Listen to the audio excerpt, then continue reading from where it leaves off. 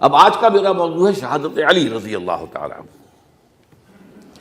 اصل میں حضرت علی رضی اللہ تعالیٰ عنہ کی شہادت بھی اسی الفتنۃ الکبریٰ کا تسلسل ہے۔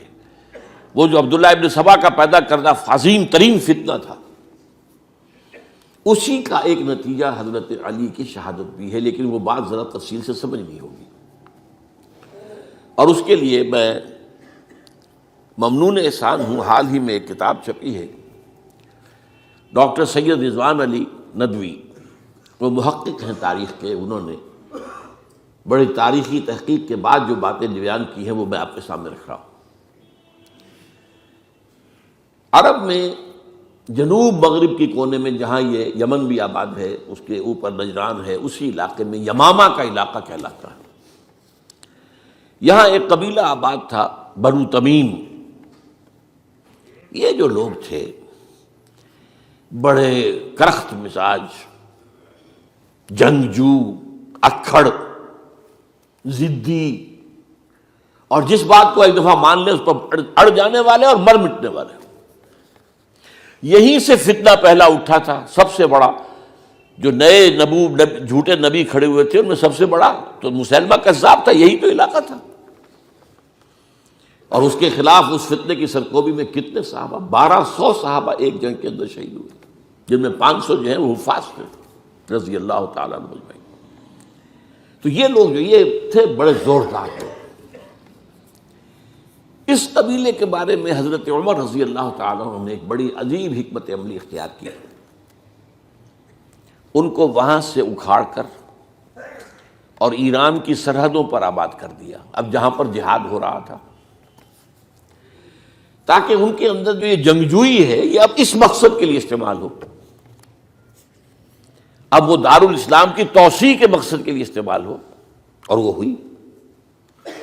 حضرت عمر نے 2 چھاؤنیاں بنائی تھی رضی اللہ تعالیٰ عنہ، کوفہ اور بصرہ، کیونکہ ظاہر بات ہے کہ اب جو اسلام کا دائرہ پھیل رہا تھا اور اسلامی حکومت پھیل رہی تھی، اور زیادہ تر جو ہے مشرق کی طرف پھیل رہی تھی، ایران اور خراسان وغیرہ کی طرف، تو اب مدینے سے اس کا کنٹرول اتنا آسان نہیں تھا، فاصلہ تھا، تو چھاؤنیاں بنائیں تاکہ یہ اس سرحد کے اوپر یہ موجودہ مرکز رہے یا فوجیں موجود رہیں، کہیں کوئی بغاوت ہو تو اس کو کچلنے کے لیے وہ قوت فوری طور پر دستیاب ہو سکے۔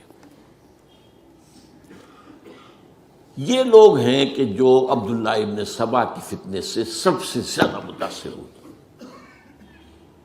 ان کی مزاج میں وہ کجی تو تھی نا۔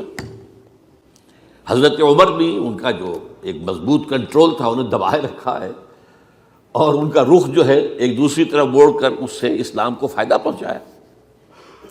لیکن اس کے بعد جب فتنہ جو آیا یہ عبداللہ ابن سبا، تو سب سے بڑھ کر یہی لوگ اس کے ماننے والے، اور انہی میں سے وہ لوگ تھے جنہوں نے جانیں بھی دے دی ہیں، جنہیں حضرت علی نے زندہ جلایا ہے، اس لیے کہ وہ کہتے تھے کہ علی خدا ہے۔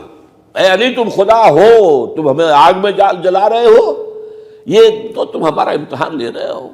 وَلَنَبْلُوَنَّكُمْ بِشَيْءٍ مِّنَ الْخَوْفِ وَالْجُوعِ وَنَقْصٍ مِّنَ الْأَمْوَالِ وَالْأَنفُسِ وَالثَّمَرَاتِ۔ اب وہ اس آیت کو اپنے اوپر منطبق کر رہے ہیں۔ تو یہ جو کرخت لوگ تھے، انہوں نے در حقیقت جو ہے عبداللہ ابن سبا کے کردار میں سب سے بڑا رول پلے کیا، اور انہی کے ہاتھوں حضرت عثمان شہید ہوئے رضی اللہ تعالیٰ۔ اور اس کے بعد انہوں نے حضرت علی رضی اللہ تعالیٰ عنہ کو اپنے گھیرے میں لے لیا، کیونکہ انہی کی کثیر تعداد موجود تھی مدینے میں جب حضرت عثمان شہید ہوئے۔ اس کے بعد اب ظاہر بات ہے کہ کوئی نہ کوئی تو خلیفہ ہونا چاہیے تھا۔ حضرت طلحہ سے کہا گیا، انہوں نے معذرت کر لی، حضرت زبیر سے کہا گیا، انہوں نے معذرت کر لی۔ اب ظاہر بات ہے کہ حضرت علی آخر امت کو چھوڑا تو نہیں جا سکتا تھا بغیر امام کے، انہوں نے قبول کر لی، اگرچہ حضرت حسن روکتے رہے کہ ابا جان یہ ان لوگوں کی بیعت جو ہے آپ قبول نہ کیجیے۔ حضرت حسن تو ان میں سے ہے جو حضرت عثمان کے دروازے پر کھڑے تھے پہرے دار کی حیثیت سے، حسن اور حسین رضی اللہ تعالیٰ عنہ، انہیں تو معلوم تھا فتنہ جو کون لوگ ہیں۔ اس کے بعد حضرت علی رضی اللہ تعالیٰ عنہ نے اسی حکمت سے، جس حکمت کے تحت حضرت عمر نے یہ چھاونیاں آباد کی تھی، دارالخلافہ بھی مدینے سے کوفہ منتقل کر دیا، تاکہ پورے عالم اسلام کو کنٹرول کیا جا سکے اس مرکز کے ساتھ۔ اس کا نتیجہ یہ نکلا کہ اب گویا کہ حضرت علی کے گرد ان لوگوں کا گھیراؤ مکمل، کوفے میں یہی تو آباد تھے، کوفی یہی تو تھے، حضرت عمر نے انہیں لا کے یہاں آباد کیا تھا۔ جب حضرت علی نے کوفے کو اپنا دارالخلافہ قرار دیا تو گویا کہ ان کا پھر عمل دخل بہت بڑھ گیا۔ ایک طریقے سے یوں کہا جا سکتا ہے کہ انہوں نے اب حضرت علی رضی اللہ تعالیٰ عنہ کو اپنے محاصرے میں لے لیا۔ چنانچہ جنگ جمل کے موقع پر یہ ہوا ہے کہ صلح ہو گئی تھی، حضرت عائشہ رضی اللہ تعالیٰ عنہ کے جو نمائندے تھے اور ادھر سے حضرت علی، صلح ہو گئی تھی، طے ہو گیا تھا کہ ہاں قاتلین عثمان کو جو ہے اس کو سزا دی جائے گی، قصاص لیا جائے گا حضرت عثمان کی قتل کا۔ لیکن ان لوگوں نے 10,000 آدمی کھڑے ہو گئے کوفے کے اندر، ہم سب قاتل ہیں عثمان کے، لو قصاص ہم سے اگر لے سکتے ہو، جس کے نتیجے میں اور انہوں نے جنگ شروع کر دی۔ اور جب جنگ شروع ہو جائے تو پھر اس کے بعد تو کوئی نہیں دیکھ سکتا کیوں شروع ہوئی، کیسے شروع ہوئی، کس نے شروع کی۔ اب تو یا مارو یا مرو، دو ہی باتیں ہوتی۔ 10,000 مسلمان ایک رات میں شہید ہوئے جنگ جمل میں۔ اب اس کے بعد حضرت علی رضی اللہ تعالیٰ عنہ کی خلافت جو ہے حضرت امیر معاویہ نے ماننے سے انکار کر دیا۔ جب تک قاتلین عثمان کو سزا نہیں دیتے ہم بیعت نہیں کریں گے۔ یہ نہیں کہ دعویٰ کیا ہو کہ میں خلافت کا حقدار ہوں، یہ نہیں، لیکن یہ کہ آپ کو ان کو سزا دینی چاہیے۔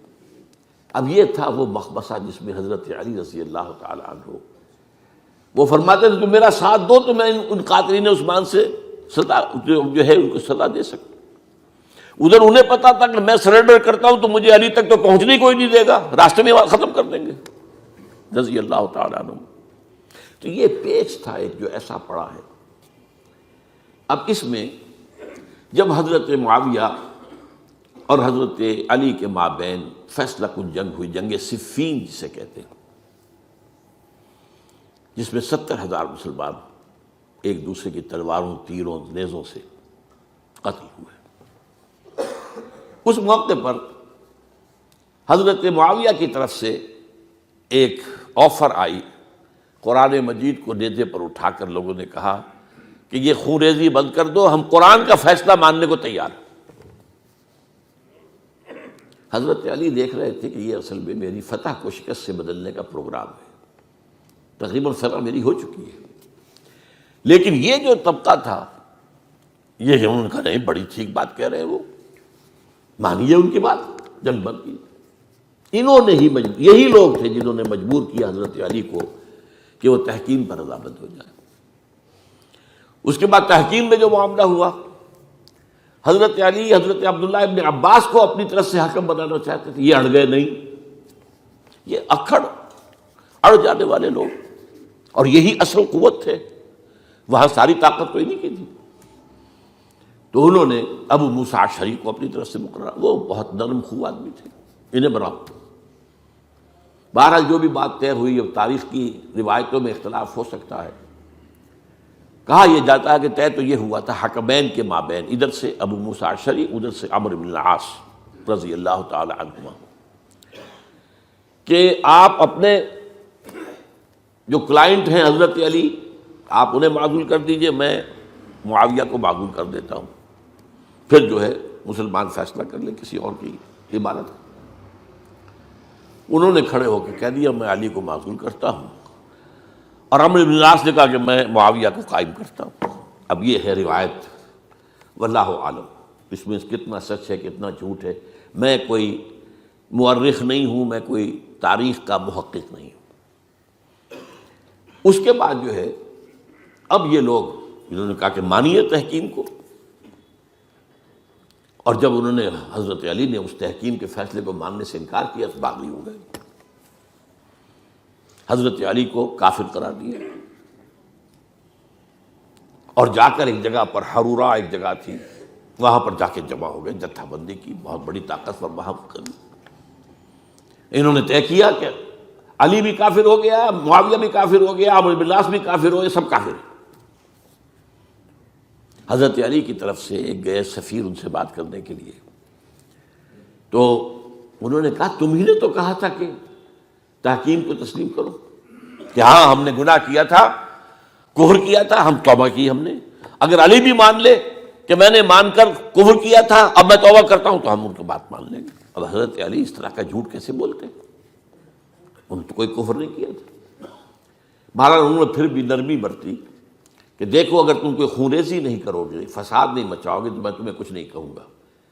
لیکن وہ اپنی ان شرارتوں سے بعد نہیں آئے۔ تو پھر تیسری جو بڑی جنگ ہوئی ہے ان جنگوں میں، جنگ نہروان کہلاتی ہے، حضرت علی کی جنگ خوارج کے ساتھ، جس میں 4000 خارجی جو ہے وہ قتل ہوئے۔ اور یہ بات اب آپ نوٹ کر لیجئے کہ یہ لوگ جیسا کہ اکھڑ بھی تھے لیکن اپنی بات پر ڈٹ جانے والے تھے، لیکن ساتھ ہی دیندار بھی تھے، نمازی اور روزہ دار بھی تھے۔ یہ اس طرح کے لوگ نہیں تھے کہ جو فاسق اور فاجر ہو، بس یہ مزاج کا ایک ہے، جو بات دل میں بیٹھ گئی اڑ گئے۔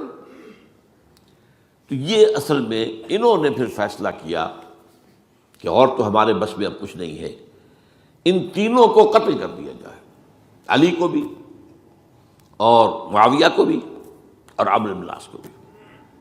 تو ایک جگہ ان کی سازش ہوئی، 3 آدمی معین ہو گئے، ایک ہی وقت کا طے فیصلہ ہو گیا، فلاں تاریخ کو فجر کے وقت تم جاؤ، وہ تم کوفے کی جامع مسجد میں، جب علی نماز جماعت کرا رہے ہو خنجر مارو انہیں۔